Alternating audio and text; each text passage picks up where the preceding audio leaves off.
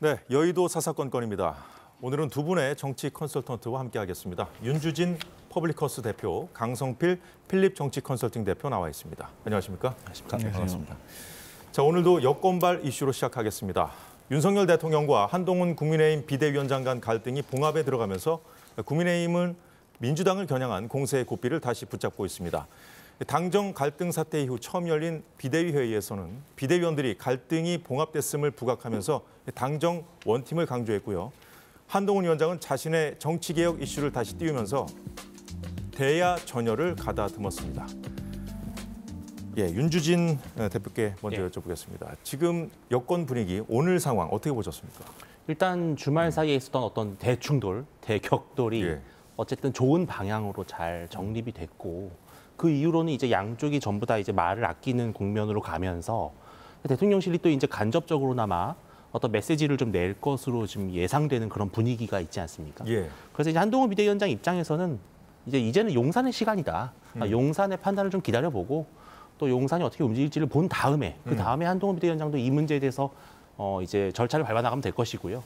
현재로서는 다시 이제 국회로 돌아와서 다시 여야의 문제로 돌아와서 민주당과의 이제 기나긴 뭐 선거제 문제라든지 또 여러 중대재해처벌법 유예 문제라든지 이런 것들을 두고 다시 좀 민생에 집중하고 또 정치 현안에 집중하는 그런 분위기로 전환이 된 것으로 볼 수 있겠습니다. 네. 뭐 일각에서는 냉각기에 들어갔다고 보는 시각도 있던데 오늘 여권 상황 어떻게 보셨어요? 그 한동훈 비대위원장하고 윤석열 대통령하고 충돌을 하지 않았습니까? 이게 표면상으로 봤을 때는 사천 논란인데 사실 본질은 김건희 여사 명품백 수수와 관련된 거거든요. 대통령실이 많이 격노했다는 거 아니겠습니까? 이에 반해서 한동훈 비대위원장과 이제 김경률 비대위원은 할 말 하는 사람들 있잖아요. 그렇기 때문에 격돌이 불가피했는데 결론은 이제 대통령의 어떤 판정 패가 돼버린 거잖아요. 그렇기 때문에 이것을 해결을 하려면 조만간에 있을 대통령이 어떤 입장 표명을 할 건데 표명을 할 때 결국 사과를 할 것이냐 아니면 설명을 할 것이냐 이 두 가지가 놓여 있어요. 만약에 사과를 하지 않고 설명만 했고 그게 부족하다 그러면 한동훈 비대위원장과 김경률 비대위원으로서는 어쩔 수 없이 또다시 이 어려운 문제를 꺼내고 그렇게 되면 2차 충돌이 불가피할 것이다. 그렇게 보고 있습니다. 예, 지금 짚어주신 부분도 차차 얘기를 나눠보는 걸로 하고요. 예, 국민의힘 비대위 상황 계속 볼 건데 오늘 비대위는 민주당이 제2표결을 늦추고 있는 이 쌍특검법 가운데 김건희 여사 주가 조작 의혹에 대해서도 이 민주당을 향해 포문을 열었습니다. 여기 앞장선 건 김경률 비대위원이었습니다. 김 의원 발언 잠시 들어보겠습니다. 도이치모터스 주가 조작 사건 역시 경제 사건에서 밝혀져야 할 핵심적인 사항으로서 자금의 흐름이 모두 다 밝혀졌습니다. 왜 이와 같이 명확한 사건들이 흐름들이 민주당만 가면 뿌얘지는지 흐릿해지는지 정쟁의 영역으로 가는지 모르겠습니다. 네, 오랜만에 언론의 앞에 섰는데 머리를 염색하셨네요. 예. 이 발언 어떻게 들으셨습니까, 윤 대표? 아무래도 이제 김건희 여사의 거취와 또 얼마 전에 있었던 그런 불미스러운 사건에 대해서 가장 앞장서서 목소리를 냈던 당사자가 김경률 비대위원 아니었겠습니까? 근데 지금 이제 현재로서는 좀 봉합 분위기 속에서 잠잠하지만 결국 시간이 갈수록 이 내부적으로는 김경률 비대위원 사퇴, 거취 문제를 두고 계속해서 여진이 계속될 수밖에 없는 분위기에서 조금 이제 기조를 바꿔서 다시 김건희 여사 쪽을 좀 두둔하고 좀 지지하는 그런 발언을 통해서 계속해서 이 갈등 분위기를 좀 봉합 분위기로 만들어가려는 노력을 하는 것으로 보여요. 예, 그리고 또 뭐 마찬가지로 이제 특검법 제2 요구를 이제 했는데 재표결 같은 경우를 계속 이제 뭐 권한쟁의 심판 청구라든지 이런 것들을 좀 미루고 있는 민주당의 그런 전략적 접근에 대해서 조금 더 진정성 있게 소통하자 이런 메시지로 볼 수 있겠습니다. 사실 김경률 비대위원은 그 가방 문제를 처음 들춰내지 않았습니까? 그때부터 사실 이 특검법은 자신도 반대한다 이렇게 단서를 달긴 했잖아요, 그죠? 그렇죠. 예, 입장을 바꿨다기보다는 이 기존의 어떤 전선이 좀 확대된 것을 조금 약간 좀 정리하는 그런 국면? 그런데 좀 앞장섰다 이렇게 보는 시각도 기본적으로 야당의 특검 공세는 좀 불합리하고 너무 지나치다, 과잉이다 이렇게 보는 입장은 그대로죠. 그건 한동훈 비대위원장과 용산이 그거에 대해서는 다 마찬가지잖아요. 일치되고 있습니다. 그런데 이제 다소 최근에 어떤 김건희 여사의 그 사과 문제, 메시지 문제로 너무 이 포화가 집중되다 보니까 오히려 이 특검의 부당성, 특검의 무리수 이런 부분에 대해서 좀 조명이 안 된 측면이 있다 보니까 그래서 다시 비대위 차원에서 좀 프레임을 어떤 사과의 문제라기보다는 특검의 부당함 쪽으로 다시 옮겨가서 너무 민주당의 그 야당의 공세가 너무 심하다. 좀 이런 쪽으로 좀 관심을 다시 가져가는 것 같습니다. 네. 예. 자, 김경률 의원, 김 여사 이슈나 자신의 거취에 대한 기자들의 질문에는 일절 답하지 않았거든요, 오늘도. 요즘 언론 인터뷰도 좀 자중하고 있는 그런 상황인데 사실 저희하고도 인터뷰가 잡혀있는데 지금 연락이 안 되고 있거든요. 예. 김 여사 논란에는 이 한동훈 위원장도 오늘 그 입장 변화가 없다고 말했습니다. 자, 이 부분 아까 말씀해 주셨는데 좀 더 짚어주시죠. 이제 한동훈 비대위원장과 김경률 비대위원이 윤석열 대통령실과 충돌을 해서 판정승을 할 수 있었던 이유는 민심과 당심을 얻었기 때문인 거거든요. 그러니까 이제 자신만만한 겁니다, 이제. 그래서 이제 대통령실로 공을 던진 거죠. 그러니까 이제 대통령실은 사실 머리가 많이 아플 겁니다. 이 문제를 어떻게 해결하느냐에 따라서 사실 이제 민주당과 어떤 중도, 어떤 야당 지지자들만 상대해야 되는 게 아니라 이제 내부의 어떤 구성원들과도 어떤 설득 과정이 필요한 거고 해결을 해야 되는 거거든요. 근데 이 문제가 간단치가 않은 게 처음에는 김건희 여사가 피해자다라고 말을 주장을 해왔어요. 그러다가 나중에는 이게 잘 공감이 되지 않으니까 박근혜 전 대통령 사례를 보아라. 제일 후회되는 게 잘 알지 못하는 의혹에 대해서 사과한 것이라고 하지 않냐라고 다시 노선을 바꿨음에도 불구하고 그러니까 사과를 했더니 당시 이제 야권이 그렇죠. 물어뜯었다는 거 그렇죠. 그래서 거기에서 사과를 하지 않는 게 낫다는 거잖아요. 그래서 우리도 또 이렇게 될 수 있다. 사과를 해도 또 이게 줄어드는 게 아니라 더 일파만파 커질 수 있으니 이거 그대로 가야 된다라고 하는데 이게 한동훈 비대위원장으로서는 전국을 돌아다니고 또 이 법무부 장관은 사람을 잘 안 만나는 직책이 있지만 이 비대위원장은 여러 명의 사람을 만나다 보니까 이제 세상에 눈이 뜨인 거죠. 예. 자, 윤주진 대표, 김경률 의원이 사실 앙뚜아네트 발언은 사과했잖아요. 그렇죠. 그 점에 대해서 사과를 했고, 근데 이제 페이스북에 감정선이 건드려졌을 때 이성의 문은 닫힌다. 지금 화면에도 나오고 있는데 이렇게 말을 했거든요. 이거는 사실 좀 억울함을 토로한 것 같기도 해요. 뭐냐면 사실 법적으로 따져 보면은 이게 몰래 카메라를 찍은 쪽이 좀 여러모로 좀 불리한 측면이 있잖아요. 그렇죠. 예. 근데 사실 이 감정선이 건드려졌다 하기 때문에 이 진보 진영 쪽에서 온 인사이기 때문에 그런지 모르겠습니다만은 특히나 민주당이 이런 거를 좀 이렇게 전략을 잘 짜는 걸 잘 알 거 아닙니까? 그래서 이 부분을 좀 정리하는 것이 추후에 대응하는 데서 조금 더 좀 매끄럽게 할 수 있지 않겠냐 이런 취지였다 이런 설명을 한 것 같아요. 김경률 위원은 또 약간 나름의 억울한 입장이 있는 것 같아요. 왜냐하면 그 당시에 저 발언이 나온 배경, 맥락이 실은 단순 비교, 마치 김건희 여사가 그런 인물이다가 아니라 김건희 여사 나름대로 좀 억울한 어떤 비난에 휩싸이고 있다라는 오히려 좀 김건희 여사를 좀 두둔해주기 위한 그런 차원에서 했던 발언이라고 해요. 그런데 문제는 너무 이제 그 역사적 인물이 너무 좀 뭐랄까요, 이미지가 너무 또 고착화돼 있지 않습니까, 대중들 입장에서. 그렇다 보니까 이게 딱 고정화 버리는 거죠. 그래서 좀 억울하게 약간 내가 너무 좀 망언을 한 것으로 그렇게 비춰진 것에 대한 억울함을 토로했으나 그러나 사실은 그럼에도 불구하고 대중에 너무 그 인물과 김건희 여사가 다 등치되어 버리는 그러한 각인 효과가 너무 컸기 때문에 그래서 김경률 비대위원은 지금으로서는 다소 자신의 좀 톤을 낮추고 자중을 해야 되는 입장인 것이죠. 알겠습니다. 자, 김 여사 논란에 대해서 침묵 기조를 유지하던 대통령실은 당정 갈등 사태를 거치면서 입장 표명을 하는 쪽으로 가닥을 잡고 이 방식과 내용에 대해서 진지하게 고민하고 있는 것으로 전해지고 있습니다. 여당도 오늘 대통령실에서 하는 것을 기대하면서 지켜보는 수밖에 없다. 평가와 판단은 국민들이 할 거라면서 용산으로 공을 넘긴 모습입니다. 그 형식은 기자회견보다는 방송사와의 대담 형식으로 할 가능성이 현재로서는 큰 거로 보도되고 있는데 아직까지 확정된 거는 없다는 게 대통령실의 공식 입장입니다. 자, 이번엔 강성필 대표께 먼저 질문 드리죠. 자, 형식보다는 중요한 건 내용 아니겠습니까? 어떤 내용이 좀 담길 거라고 보십니까? 아까 전에 뭐 말씀드렸지만 이제 사과를 할 것이냐 아니면 설명을 하면서 설득을 할 것일까의 문제인데 결국 이것은 그 다음에 어떤 여론과 민심을 살펴볼 거라고 생각을 해요. 그런데 정치권에서 지적하는 것은 또 절차도 중요하다고 생각을 합니다.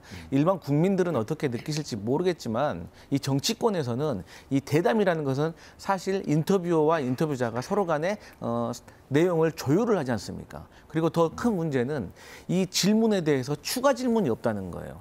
하지만 우리가 기자회견을 하면 질문을 던지고 그 답변에 대해서 또 추가 질문을 해서 딥하게 들어가지 않습니까? 그러면서 어떤 실체가 들어가고 명확해지는 건데 이것은 뭔가 짜여진 듯한 어떤 그런 느낌이 있기 때문에 부자연스럽다는 거죠. 그래서 어쨌든 대통령실로서는 이 사안 자체가 너무나도 부담스러운 거기 때문에 일단 1차적으로 대담을 통해서 한번 국민들을 설득을 해보고 그 다음 차후 민심을 좀 살펴보면서 대응할 것 같다 이렇게 말씀드립니다. 이 대담 형식은 문재인 전 대통령 때도 한번 하긴 했잖아요. 그때 그렇게 했던 이유가 있었을까요?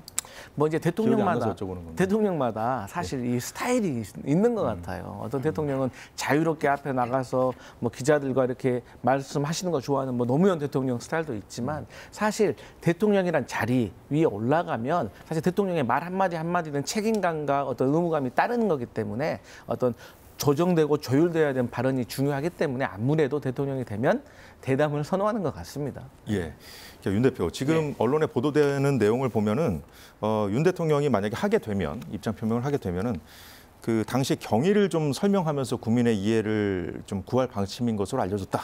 뭐 이런 보도가 있던데 그와 덧붙여서 그 사과 아니면 뭐 사과에 준하는 내용도 좀 나올 수 있을 거라고 보십니까?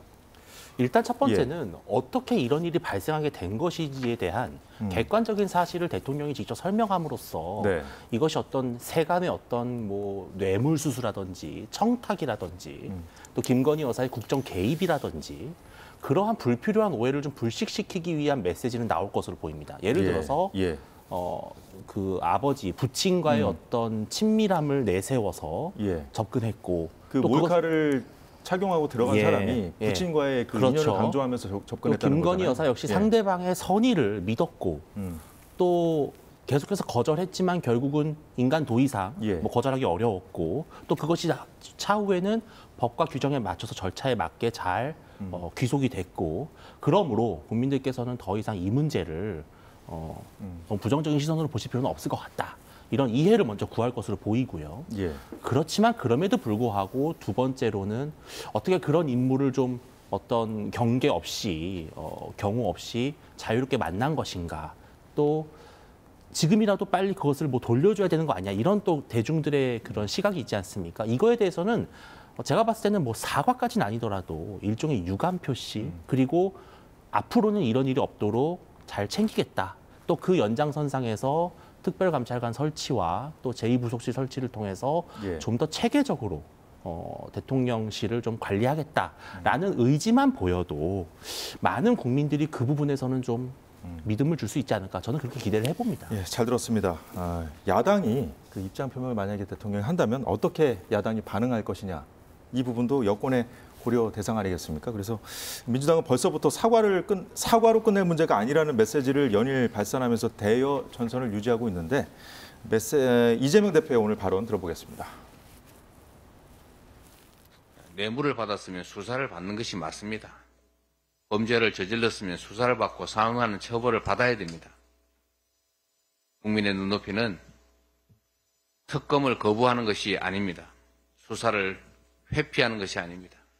지위가 높고 권력이 있다고 질 책임을 면제받는 것이 국민의 눈높이가 아니라는 것입니다.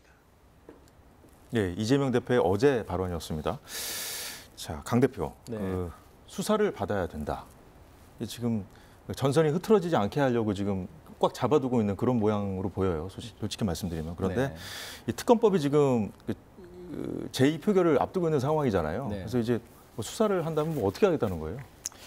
사실 이제 이 검찰이 이 별건 수사에 대해서 지적을 많이 받고 있잖아요. 그러면 별건 수사에 대해서 지적을 하면 수사 도중에 인지가 된 사항에 대해서 어떻게 모른 척을 하고 넘어갈 수 있냐. 그렇기 때문에 인지 수사는 불가피하다. 이런 입장을 많이 밝혀왔습니다.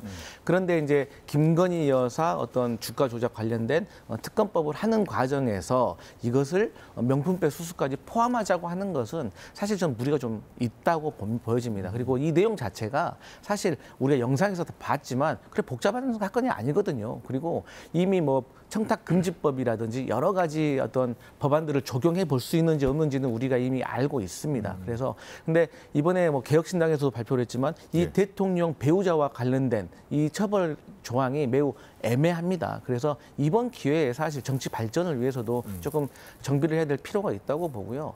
사실 민주당에서는 국민의힘에서 주장하는 것 중에 조금 논리적으로 말이 맞지 않는다라고 주장하는 점이 특별감찰관을 임명하고 그다음 제2부속실을 설치한다라고 하는데 그것은 앞으로 일어날 일이고 예방적인 차원인 거거든요. 이미 지나간 벌어진 일에 대해서는 수사를 받고 뭐 조사를 받고 뭐 유무죄를 따져서 처벌받을 일이면 처벌받아야 된다는 것이거든요. 근데 마치 특별감찰관과 뭐 제2부속실을 설치하면 이 전에 있었던 일이 마치 없어지는 것처럼 얘기하는 것은 맞지가 않다는 것을 지적하는 것 같습니다.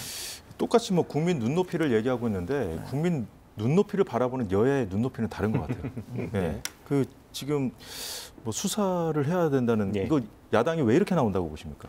저는 민주당에서는 제발 윤석열 대통령이 사과 안 했으면 좋겠다고 생각하는 것 같아요. 왜냐하면 물론 국민들이 특검에 대해서 찬성 여론이 높은 건 맞습니다. 그런데 저는 정말 국민들이 원하는 본질은 무엇이냐면은 김건희 여사의 문제가 좀 더 안정적으로 관리되길 바란다는 것이거든요. 그러니까 특검이든 수사든 다 좋습니다. 그런 논의를 하는 건 좋은데 지금 국민들이 원하는 것은 대통령과 대통령 그 내외의 어떤 겸허한 자세 그리고 국민들에게 이해를 구하고 앞으로는 좀 더 조심하겠다고 하는 그런 낮은 자세와 메시지를 원하는 것이거든요.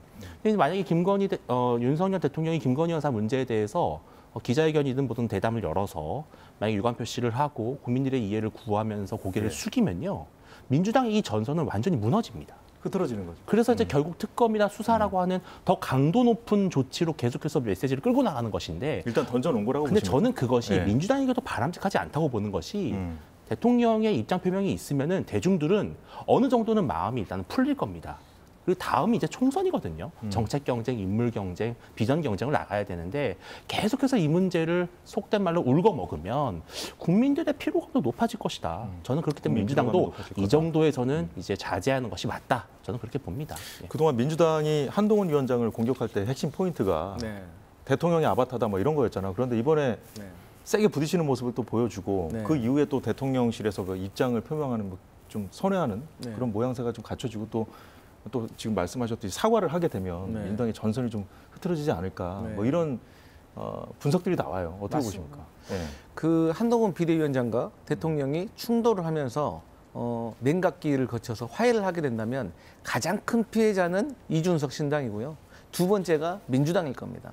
근데 이제 저희 민주당 같은 경우는 사실 그 한동훈 비대위원장이 윤석열 대통령의 차별을 하지 못할 것이다라고 많이 예상을 했었죠. 그런데 말씀하신 것처럼 한동훈 비대위원장이 옳은 길로 간다면 사실 저희 민주당으로서는 선거에서는 매우 불리해질 수는 있지만 그럼에도 불구하고 옳은 길로 간다는 것은 우리가 비난해서는 안 되고 박수쳐야 될 일이라고 생각을 합니다.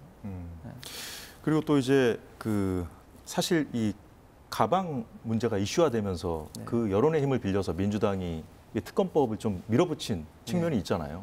만약에 이 이슈가 또 정리가 되면 특검법 처리 재표결 앞두고 있지 않습니까? 여기에도 좀 영향을 줄 수 있다고 보세요? 맞습니다. 사실 특검법에 관련돼서 여론조사를 해보면 많은 국민들이 명품백 수수와 관련해서 부정적인 영향을 많이 받으신 것 같아요. 그런데 그 문제가 해결이 돼버리면 이제 특검법 같은 경우는 사실 동력을 많이 잃을 수도 있습니다. 그러면 민주당으로서는 깨끗하게 털고 다음 22대에서 다시 민심을 받아서 재추진하는 방법으로 해야지 말씀하신 것처럼 뭐 떠나간 버스를 두고 계속해서 손 들고 바라만 보고 있으면 선거에 절대 유리하지 않을 것이다. 그렇게 보고 있습니다. 맞습니다. 당정 간 갈등의 또 다른 뇌관은 김경률 위원 공천 문제 아니겠습니까? 네. 그래서 김경률 위원이 서울 마포을 김성동 당협위원장에게 사과했다는 보도가 나왔고, 그리고 오늘 김성동 위원장이 예비 후보로 등록했다는 소식도 전해졌습니다. 네. 사천 논란이 빚어졌기 때문에 이 문제가 한동훈 위원장의 숙제가 됐죠. 보면. 네. 그래서 그 전략 공천을 만약에 하게 되면 네. 갈등이 재현될 소지가 있다고 보시는지요? 저는 개인적으로는 김경률 비대위원의 일단 비대위원직의 거치가 좀 중요한 변수라고 봅니다. 전략 공천을 받으려면 내려놔야 되는 거죠. 사실 그 이해충돌 소지가 있죠. 예. 뭐 심판이 선수를 겸할 수는 없는 거니까요. 그렇기 때문에 오히려 저는 김경률 비대위원의 마포울 출마가 좋은 출구 전략이라고 생각을 합니다. 지금 현재 용산과 한동훈 비대위 체제의 갈등의 중심에 있었던 인물이 바로 김경률 위원이죠. 김경률 위원의 그 발언. 용산에서는 내심 김경률 비대위원이 계속해서 비대위원직을 유지하는 것이 불편할 수밖에 없을 겁니다. 왜냐하면 앞으로 어떤 일이 또 벌어질지 모르는 것이고 또 불쾌함을 표시했던 당사자였으니까요. 그렇다면 김경률 비대위원이 계속해서 비대위원직을 유지하면 언론에서는 계속해서 거취 문제, 사퇴 여부 문제에 집중이 될 것이고 이것은 한동훈 비대위에도 부담이 되거든요. 예. 다른 메시지가 묻히니까요. 그러면 김경률 비대위원은 오히려 마포울 출마가 좋은 전략입니다. 즉 마포울의 선수를 뛰면서 예. 나는 이제 선수를 뛰어야 되기 때문에 심판은 겸할 수 없다. 그리고 나 때문에 계속해서 용산과의 불협화음이 재현되면 안 된다. 나는 이제 여기서 내려놓고 나는 내 선거를 뛰겠다라는 곳으로 가는 건데 김경률 비대위원이 마포울의 사천 논란을 떠나서 상대방인 정청래 의원이 너무 강력하거든요. 민주당의 상징성 있는 인물이고 또 정치적 비중이 높습니다. 지금 이 구도에서 물론 당협위원장께서 열심히 했겠지만 이 전체 판의 구도에서 과연 정청래를 꺾을 자가 누구냐라고 하는 또 다른 문제에서는 거기서 김경률 비대위원이 다른 선택과 판단을 받을 수 있을 것이다. 저는 그렇게 보고 있습니다. 자, 강성필 대표. 네. 그러면 한동훈 위원장이 김경률 비대위원 한 명의 손 들어준 것만 해도 이렇게 파장이 컸는데 네. 앞으로 이제 공천 절차가 본격화되면 네. 어떤 여권의 상황 변화에 영향을 줄 수 있다고 보시는지요? 저는요. 왜 이 김경률 비대위원을 전략 공천하는 거에 대해서 사천이라고 말을 하는 건지 이게 왜 앞으로 문제가 될 소지가 있는 건지 잘 모르겠습니다. 왜냐하면 선거 공학적으로 봤을 때요, 그 중앙당 같은 경우는 이런 그 국민의힘의 입장으로서는 마포을이나 계양을이나 이런 지역구를 전략 공천해야 되는 거예요. 3번이나 졌어요. 그리고 이번 선거에서도 이길 수 있는 가능성이 매우 적은 지역입니다. 예. 그렇기 때문에 이런 곳을 경쟁력 있는 후보를 내세워서 전략적으로 어떤 선거에 접근을 해서 이기려고 하는 것이 지극히 상식적인데 이걸 가지고 왜 저는 사천이 되고 논란이 되는지 만약에 그래서 결국은 본질이 공천 때문이다. 뭐 이런 얘기가 나오는데 어떻게 보세요? 그러니까 만약에 강남이라든지 TK라든지 뭐 공천만 되면 바로 당선과 직결이 되는 지역구에 본인과 가까운 사람, 뭐 김경률 비대위원 그런 데다가 공천을 했다고 하면 큰 문제가 되겠죠. 하지만 뭐 이런 마포 같은 험지 혹은 격전지에 이렇게 한동훈 비대위원장이 손 들어주고 한 것은 별 문제가 안 된다. 다만 그 절차에 있어서 매끄러지 못했다는 것이 문제였던 거죠. 맞습니다. 윤 대표, 대통령실이 그 사천 논란을 제기했잖아요. 어떻게 보면 이 김경률 비대위원 건 가지고 때문에 어떻게 보면은 앞으로 이 시스템 공천 룰은 한동훈 비대위원장이 와서 지금 만들어 놓은 거 아닙니까? 그래서 누군가가 개입하려고 할 때 대통령실이 먼저 이제 사천 논란을 제기했기 때문에 이게 어떻게 보면은 그 견제 장치로 좀 활용될 수 있는 측면도 없지 않을까? 근데 물론 김경률 비대위원의 문제가 꼭 4천만의 논란이라고 보기는 어렵죠. 이제 뭐 알 사람들은 다 아는 거죠. 이 이슈에 어떠한 문제가 있는지는. 그런데 그럼에도 불구하고 아까 말씀하신 것처럼 한동훈 비대위원장이 그 현장에서는 좀 아쉬운 부분이 있었잖아요. 근데 이번에 김경률 비대위원 사태를 통해서 한동훈 비대위원장도 이게 정말 이렇게 함부로 나설 문제는 아니구나. 현직 당협위원장도 있고 다른 선수들도 있으니까 내가 너무 쉽게 나서면 안 되겠구나라는 것도 깨달았을 것이고요. 또 이번 기회를 통해서 어떤 용산에서 원하는 어떤 공천의 그림과 또 현역 의원들의 어떤 여러 가지 이해관계가 균형을 이루어서 앞으로는 이런 좀 누구 밀어주기, 끌어주기 이런 논란을 훨씬 더 최소화하는 쪽으로 관리를 해나가는 분위기는 확실히 만들어졌다. 저는 그렇게 보고 있습니다. 이번 논란을 계기로 해서 이번 사태를 계기로 해서 오히려 그 공천 관리가 좀 균형 있게 공정하게 관리될 수 있는 그런 계기가 될 수 있다 이런 김경률 말씀이시죠? 비대위원이 누가 예. 보더라도 한동훈 비대위원장과 매우 막역해 보이고 가까워 보이죠. 또 여러 가지 이제 그 과거의 어떤 경험, 뭐 예. 인연 이런 것들이 또 보도되고 있지 않습니까? 그렇기 때문에 한동훈 비대위원장은 한층 몸을 조심할 수밖에 없겠죠. 그런 당원과 국민의 오해를 사게 되면 예. 이게 이제 뭐 용산 내리꽂기에 또 부족해서 결국 또 한동훈의 사천이냐 이 논란으로 빠지게 되면은 뭐 용산이든 한동훈 위원장이 다 조심할 수밖에 없는 그렇죠. 상황이 된 거잖아요. 예, 어떻게 그렇기 보면. 때문에 공관위를 중심으로 한 시스템 공천이 더 강화될 것입니다. 예. 자, 민주당 들여다보겠습니다. 민주당은 공천 심사 기준으로 성범죄와 음주운전 등 5대 혐오 범죄 규정을 만들었는데 여당은 이것이 이재명 퇴출 방지를 위한 기준이라며 연일 공세를 퍼붓고 있습니다. 한동훈 위원장 발언 잠시 듣겠습니다.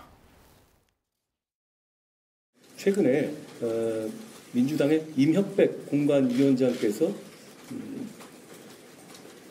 5대 컷오프 기준을 발표했습니다. 5가지의 어떤 범죄라든가 이 파렴치한 행위를 컷오프의 조건으로 삼겠다는 것인데요. 저는 대단히 놀란 것이 그 조건에 어디에도 이재명 대표는 해당되지 않는다는 겁니다. 그렇게 만들기 정말 어려울 것 같거든요. 그런 식의 정치를 해서는 안 된다고 생각합니다. 예, 강성필 대표, 여당이 이제 전열을 가다듬고 이제 이재명 대표를 겨냥해서 포문을 열었는데 이 대표의 과거 음주운전 이력 또 이제 다른 전과들 이 부분을 걸러낼 수 없다는 점을 지금 지적하고 있는 것 같습니다. 어떻게 보십니까? 저는 그 국민의힘의 한동훈 비대위원장이 과연 민주당이 설정하고 있는 이 5대 혐오 범죄에 대해서 비난할 자격이 있는지 한번 물어보고 싶어요. 왜냐하면 본인이 법무장관 할 때 장관 인사청문회 인사검증을 담당하는 사람 아니었습니까? 그런데 지금 국무위원들 뭐 하고 계시는 분들 제가 누구라고 지칭하지는 않겠습니다만 5대 기준이 화면으로 나오고 있습니다. 네, 뭐 여러한 이 5대 혐오 범죄와 관련해서 낙마하신 분도 있으시고 얼마나 논란이 많이 됐습니까? 그렇기 때문에 거기에 대한 인사 책임의 인사 검증의 책임이 한동훈 비대위원장한테 전 법무장관한테 있다는 거에 대해서 저는 먼저 지적을 하고 싶고요. 그다음에 그 국민의힘 같은 경우는 음주가 20년에 3회로 알고 있습니다. 근데 저희 민주당은 15년에 3회예요. 그러면 어떤 정당이 더 느슨한 겁니까? 20년에 3회, 네, 15년에 3회. 그리고 또 근데 그 전체 기준을 문제 삼는 것 같아요. 지금 보면은 화면에 나오나요? 예. 이재명 대표가 음주운전한 것이 20년이 좀 넘었다고 해요. 네, 그래서 이제 이 기준에 적용되지 않다는 점을 이제 딱 짚어서 지금 공세를 펴는 것 같은데. 네. 그래서 저는 그 한동훈 비대위원장이 그 민주당의 어떤 혐오 범죄 뭐 5개 공천과 관련된 조건에 대해서 비난하는 거에 대해서 뭐 할 수도 있습니다. 하지만 저는 이재명을 어떤 선거 전략의 제1 우선순위로 두지 말고 본인이 말씀하셨던 것처럼 여당이면은 정책을 실행할 수 있는 어떤 집권 여당이라고 계속 말씀을 하시니까 뭐 오히려 국민의 삶과 직결된 어떤 민생과 관련된 그런 거에서 좀 더 신경을 써주시고 관심을 가져야 됩니다. 역대 선거에서 보듯이 민생을 외면한 여당은 선거에 성공한 사례가 없다는 것을 말씀드리고 싶습니다. 예, 윤 대표, 지금 이 모든 것들이 여당은 그 한동훈 대 이재명 구도를 좀 만들기 위한 그런 전략의 일환인 것 같고요. 그래서 이제 근데 이제 한동훈 위원장의 경우에는 지금 이런 부분들, 5대 혐오 범죄 이런 부분 본인은 걸리는 게 지금 없잖아요. 그래서 그런 어떤 차별화 이런 전략이라고 봐야 될까요? 사실 당대표가 걸려드는 도덕성 기준을 만드는 것 자체가 사실 불가능하겠죠. 그러려면 야당 대표를 그만둬야 될 테니까요. 당대표가 심판이니까. 그래서 참 딜레마일 겁니다. 민주당도. 누가 누구를 도덕적으로 검증하겠다는 것이냐. 이런 문제. 또 이재명 대표를 둘러싼 사법 리스크가 이미 진행 중이고 꼭 이 5대 기준이 아니더라도 이미 기소를 당해서 재판을 받고 있는 당대표 아니겠습니까? 그런 점에서 과거에는요. 기소만 돼도 후보로서 적격 여부를 판정한 적도 있었습니다. 근데 이런 기준으로 봤을 때는 사실 민주당의 내부 검증이라고 하는 것의 어떤 객관성 에 대해서는 많은 국민들이 이미 의심을 하고 있죠. 근데 한동훈 법무부 장관 같은 경우는 이제 법무부 장관 대 사법 리스크 야당 대표의 대결 구도에서 이제는 여당 대표와 야당 대표가 됐는데 한동훈 비대위원장이 지금 지적한 것이 사실은 뭐 객관적으로 봐도 어떻게 딱 당 대표만 피해 나갈 수 있도록 기준을 좀 이렇게 교묘하게 만들어서 마련했느냐. 그렇게 보세요, 윤 대표도? 사실은 이재명 대표의 어떤 도덕적 논란에 대해서 뭐 과거에 또 여러 좀 그 말로 옮기기 힘들 정도의 표현의 발언 이런 것도 있지 않았습니까? 이런 것들을 봤을 때 물론 형식적으로는 도덕성 검증을 해야 되겠죠. 뭐 직장 갑질, 뭐 폭언 이런 거 하신 분들에게 공천을 줄 수는 없을 테니까요. 그런데 과연 민주당에서 이러한 검증을 정말 객관적인 검증이라고 할 수 있겠느냐라는 의심을 이제 한동훈 비대위원장은 국민들에게 물어보고 있는 겁니다. 자, 강성필 대표. 지금 민주당 내부에서도 이제 그 내부 경쟁 거기서 이제 잡음이 커지고 있잖아요. 이제 이미 몇몇 비명계 인사들이 검증 단계에서 좀 불공정하게 걸러졌다. 이렇게 주장들 하고 있고 그래서 공천학살이라는 말까지 나오지 않았습니까? 그런데 비례의원 16명 중에 10명이 또 비명계 의원들이 이제 지역구로 있는 곳에 이제 뛰어들면서 친명 선명성 경쟁을 하고 있다. 진보 매체들도 비판을 하고 있어요. 이 상황 어떻게 보십니까? 저는 먼저 민주당이 최근에 후보자 검증위원회라는 것을 실시를 해서 거기서 1차적으로 걸러냈는데 거기서 부족한 점도 많았고 논란도 있었다고 봅니다. 그러니까 일종의 저희는 그 신체 검사 같은 1차 예선이라고 생각을 하고 이러한 것들을 다시 잘 살펴서 최종 공천관리위원회에서 제대로 된 후보를 걸러내는 것이 중요하겠죠. 그런데 저는 기본적으로 253개 지역구에 최소 3명에서 5, 6명이 출마를 하지 않습니까? 그러면 후보자가 600에서 700명이에요. 그러면 거기에 친명도 있고 비명, 친문, 비문 다 섞여 있을 거란 말입니다. 그렇기 때문에 어떤 친명과 비명의 저는 구도라기보다도 현역과 도전자의 구도로 봐야 된다고 생각을 해요. 민주당은 국민의힘과 비교했을 때 현역의 프리미엄이 상당히 높습니다. 그리고 도전자들은 가산점이 유일한 어떤 혜택인데 가산점도 높은 거 하나만 적용을 해줘요. 그런 거와 비교하면 뭐 국민의힘 같은 경우 최대 도전자와 현역이 50% 차이도 난다고 하지 않습니까? 그래서 이런 것들은 비명 현역들의 조금 경쟁력이 없다는 것을 말한 걸 수도 있고 또 최근에 그 이재명 대표의 측근이라고 하시는 분들이 어떤 논란이 있었지 않습니까? 그래서 거기에 대해서 출마를 강행할 수도 있었는데 모두 당과 이재명 대표를 위해서 불출마를 선언을 했어요. 또 최근에는 이재명 대표의 원외 어떤 그 조직이라고 하더라고요. 근데 그분들이 친명 현역들을 또 비난을 했어요. 불출마해야 된다. 그래서 이러한 것들이 자정작용으로 일어나고 있다. 그래서 친명 일색으로 채워지지 절대 않을 것이고 또 최근에도 이재명 대표의 어떤 보좌관격인 분들이 출마를 했는데 젊으신 분들이고 또 보니까 험지와 격전지예요. 그와 비교하면 오히려 양지에서 오히려 과거에 뭐 친명이 아니었던 분들도 지금 친명이라고 지금 말씀을 하고 계세요. 그래서 마지막으로 하나만 덧붙이면 어떤 일화가 있냐면 이낙연 대표에게 50명이 후원회장을 해달라는 거예요. 근데 그분들이 다 빼달라고 했다는 거 아니겠습니까? 이런 상황입니다. 그 야당 공천 싸움의 또 다른 축은 친명 대 친문 구도 역시 선명해지고 있다는 점입니다. 앞서 본 윤영찬, 이순진 의원이 있고요. 또 다른 곳으로는 그 인천 부평을이나 충북 청주 흥덕, 경기 안산 상록갑 등이 꼽힙니다. 화면으로 보시는 친문 의원들은 모두 친문 핵심으로 꼽히는 인사들인데 친명이 이제는 친문 핵심 지역구까지 노린다. 표적 출마라는 표현까지 등장했습니다. 윤 대표께 여쭤볼게요. 이제 그 친명 대 비명 구도가 아니라고 하셨나요? 근데 이제 친문 구도라는 얘기까지 이제 언론에서 하는데 친명 대 친문 구도까지 지금 나오고 있어요. 어떻게 보세요? 민주당 상황. 친문도 비명이죠. 일단 비명이 아니지 않습니까?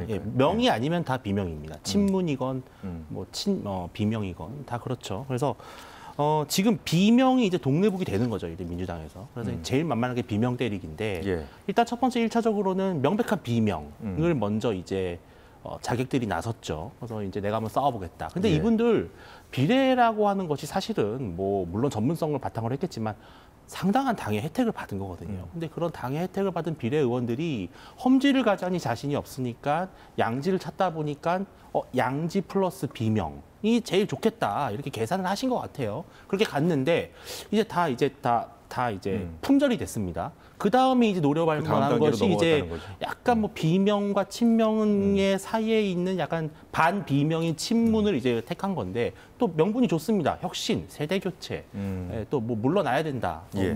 그래서 이제 친명, 이제 찐명의 어떤 공천으로 가기 위한 계속되는 갈등이죠.